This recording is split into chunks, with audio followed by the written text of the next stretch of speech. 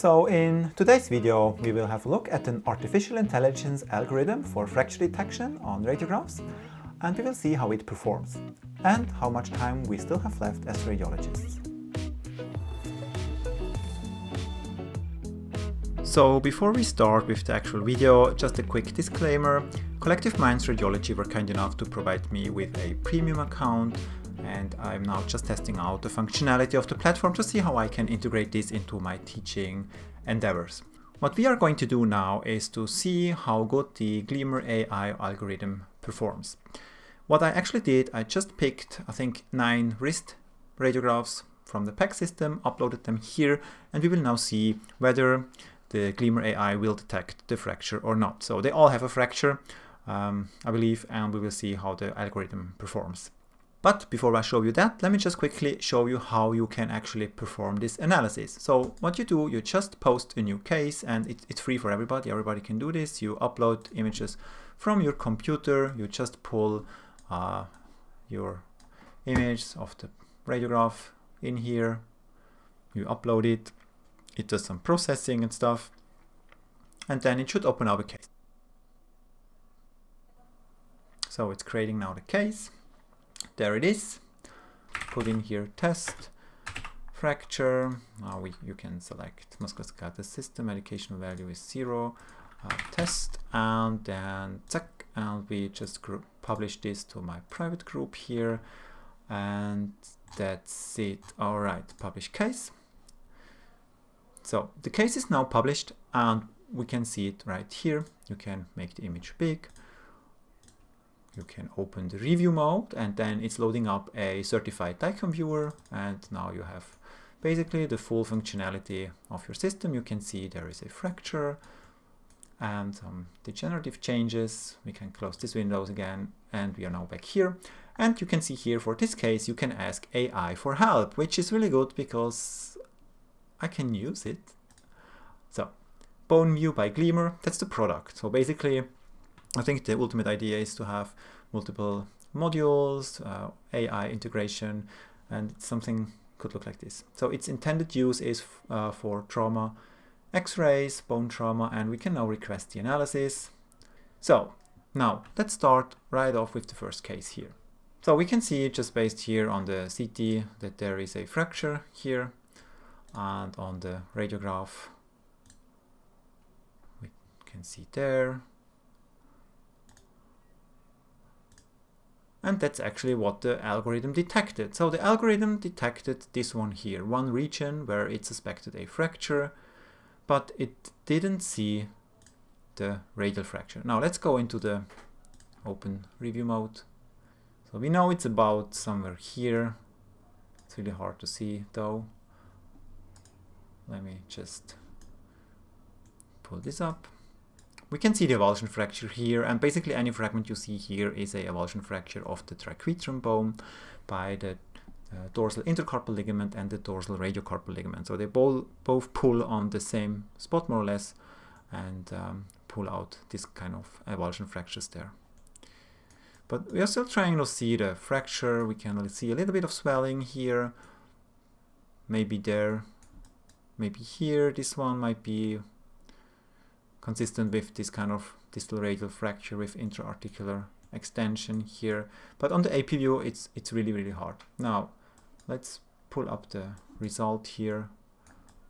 So it's nice that the software also shows where the fracture is suspected, and it gives you an answer here: received image, supported and analyzed 2 images, and fract, it's supposed to be an indication that's a fracture.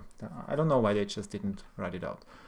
But it's good. It essentially it detected this one here, and I think this one here many of us would have missed. We have these indirect hints here that there is some soft tissue edema there. Let's see the CT. So we can see now that the fracture is moving quite in an oblique orientation. We should probably see some kind of step off just proximal to the lunate. And on the sagittal, the volar lip here is also with a little step. Let's go back to the radiograph. Yeah, so that's probably what we saw earlier here. Unfortunately here the joint is not nicely projected, so we cannot really see. Maybe this one here is indication of this kind of step off, but that's hard to see. So that's probably this one here, but it's really hard to see here. So you can see we did ask AI for help. We got the suggested diagnosis of fracture, and we agree, at least to a certain degree. Okay. Currently 87 people are supporting my YouTube channel over on Patreon, and if you like the content that I do, then go check out the Patreon page. You can see what exclusive benefits you get if you support my channel. And since the last video, I had a couple of new additions, and I would like to say a big thank you to Smartrad, Hero Sports Dog, Killstonk Agnes, to Wilbur for increasing his pledge, Rasmus and Angela. So thank you guys a lot for your support, it really means a lot, and also a big thank you to all the other Patreons for continuing supporting my channel. It's really amazing that you guys do this, and I never really imagined that something like this could even happen. So keep it up, and yeah, let's move on with the video now. Moving on to the next case. This is the image, and we can see the Gleamer algorithm marks something here. It wasn't really sure, doubtful fracture, and the MR then shows a fracture here. Let's have a look at the images. So there is some sclerotic region here, which is probably not the fracture itself. Here it's really not like very obvious, right? The physis is not like super special anything, and we can't really see an obvious fracture here. Let's have a look at the MR to really get a good understanding of the situation.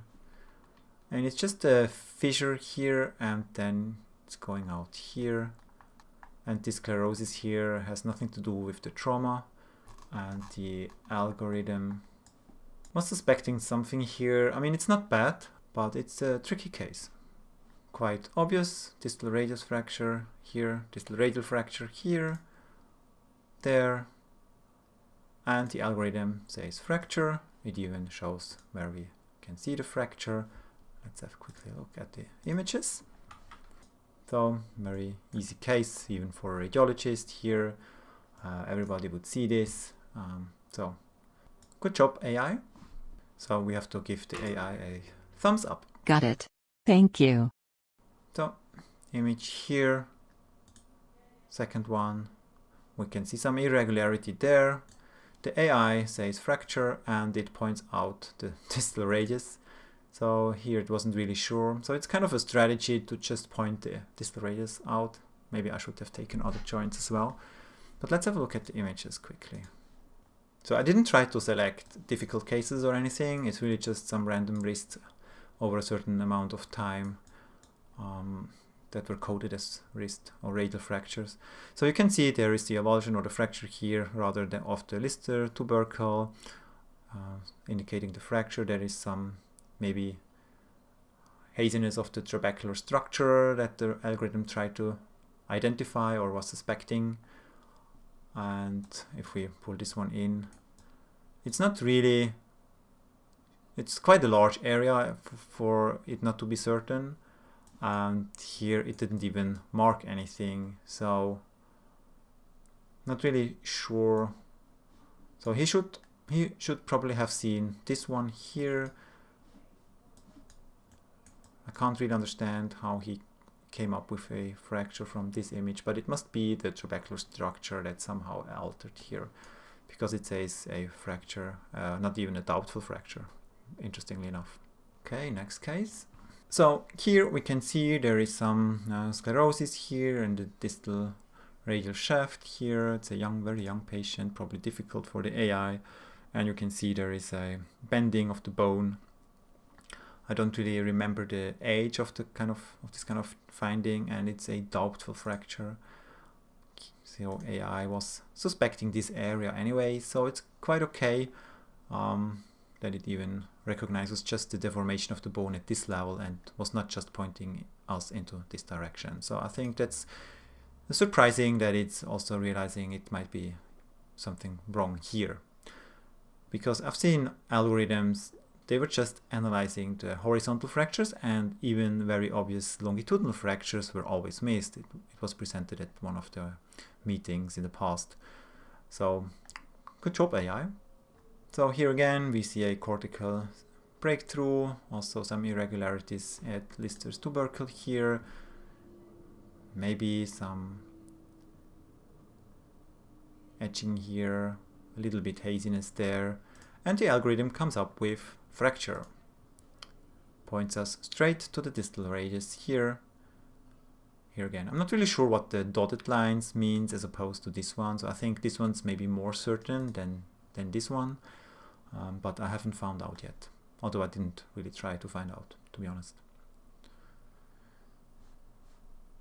I can quickly show you the case.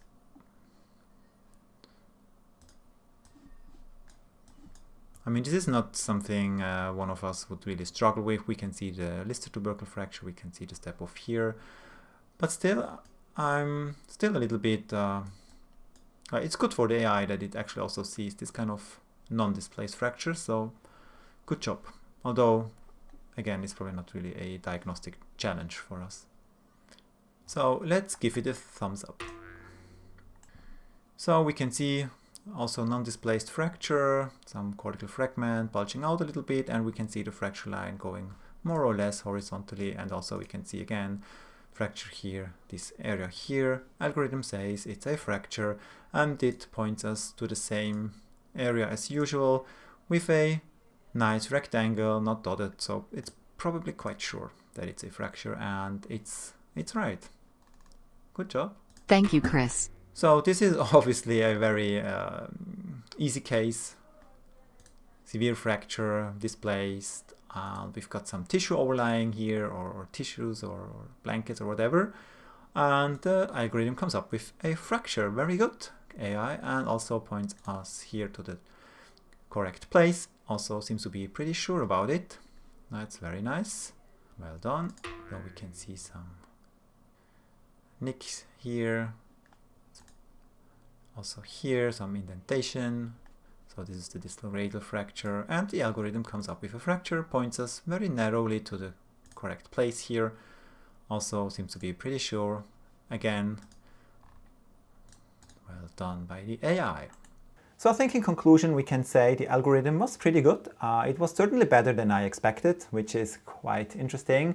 So they really did a good job, and by no means I'm not sponsored by Gleamer or anything. So you guys, you did a good job, I think.